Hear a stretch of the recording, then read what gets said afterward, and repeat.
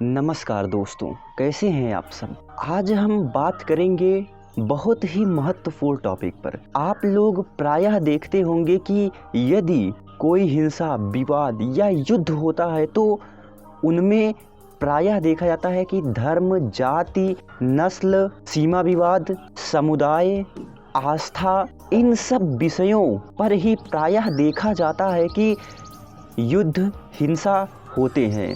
यह ऐसे कारण हैं जिनसे ही यदि आप इतिहास उठाकर देखें, अभी वर्तमान में चल रहे विवादों को देखें तो आप अवश्य पाएंगे कि उसमें धर्म, जाति, नस्ल, सीमा विवाद, समुदाय, जाति, इन सभी का योगदान कहीं ना कहीं अवश्य रहता है।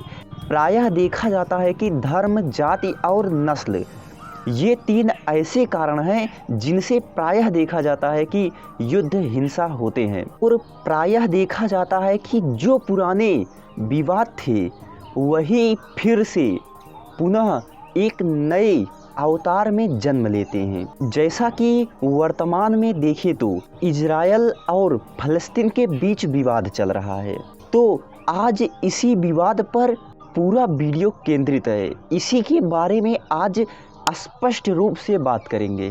आपको मालूम होगा कि पहले फ़लस्तीन हुआ करता था, उसके बाद कई मजबूत देशों ने इसे दो भागों में बांट दिया, इजरायल और फ़लस्तीन। तो इजरायल को बांटने के बाद इजरायल में यहूदियों की अधिकता है, जबकि फ़लस्तीन में मुस्लिम समुदाय की अधिकता है।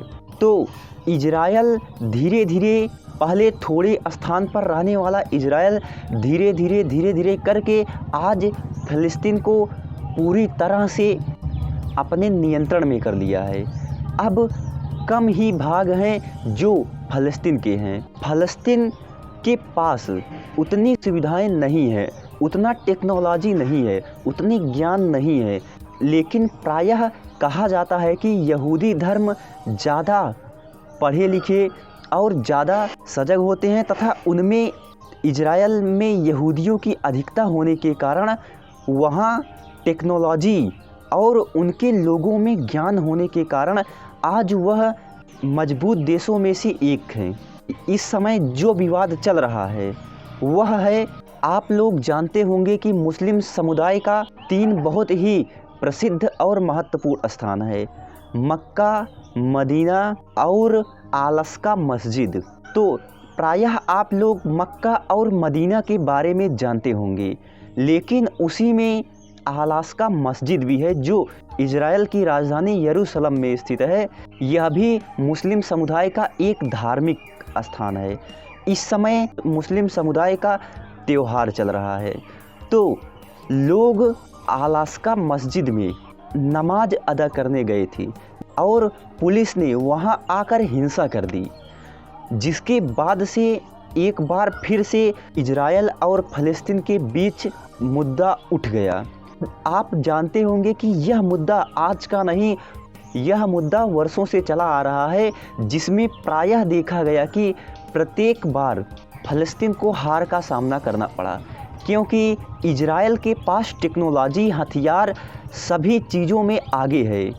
उदाहरण के रूप में मान लीजिए कि यदि भारत इजरायल से युद्ध हो जाता है तो भारत भी एक बार सोचेगा, क्योंकि इजरायल के पास टेक्नोलॉजी है। भारत को इजरायल भी हथियार और अन्य चीज़ें देता है। तो इस प्रकार से छोटा सा स्थान होने के बावजूद भी इजरायल बहुत ही ज़्यादा डेवलपमेंट है, जिसके कारण फ़लस्तीन प्रत्येक बार हार जाता है। और उसके आसपास के देश जैसे सऊदी अरब, ईरान, ये सब फ़लस्तीन के साथ हैं, लेकिन वह भी इजरायल को हरा नहीं सकते, क्योंकि इजरायल के पास टेक्नोलॉजी है, इजरायल के पास ज्ञान है, जिस ज्ञान की वजह से आज वह दुनिया में अपने वर्चस्व को कायम किए हुए है। आलस्का मस्जिद में पुलिस द्वारा किए गए हिंसा के कारण ही यह विवाद एक बार फिर से जन्म ले लिया और तभी से यह विवाद चल रहा है। फ़लस्तीन के पास ज़्यादा टेक्नोलॉजी ना होने के कारण वह प्रत्येक बार हार जाता है, जबकि इज़राइल एक मजबूत देश है।